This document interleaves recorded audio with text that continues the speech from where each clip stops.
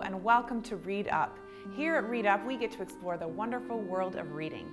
Today, we're going to look at Small as an Elephant by Jennifer Richard Jacobson. Small as an Elephant follows 11-year-old Jack. For as long as Jack can remember, his mom has been unpredictable, sometimes loving and fun, other times caught in a whirlwind of energy, spinning wildly until it's over. But Jack never thought his mom would take off during the night, leaving him at a campground in Acadia National Park with no way to reach her and barely enough money for food.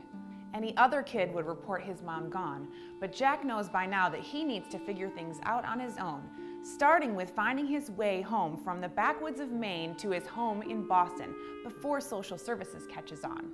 With nothing but a small elephant to keep him company, Jack must begin the long journey south, a journey that will test his wits and his loyalties, and his trust that he may be part of a larger herd after all. Here is a little preview from the book.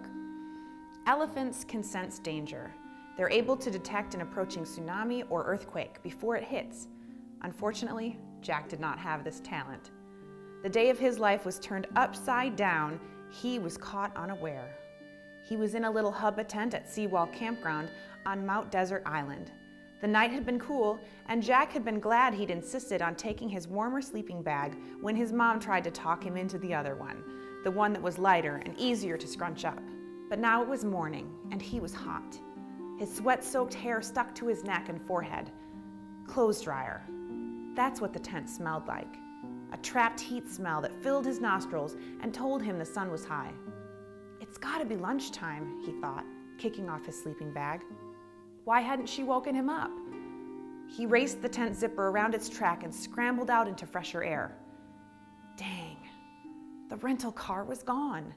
He stood there, rooted, as if his eyes just had to adjust to the light, had to let forms take shape, and the car would be there, right where she left it.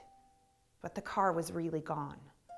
So was the little tent his mother had pitched on the gravelly ground next to his. Jack tried to take a deep breath, but the outside was now as heavy and suffocating as the air inside the tent had been. You'll have to read the rest to find out if Jack will ever meet up again with his mother. Small as an Elephant can be found at your local library. Pick up a copy and continue to read up.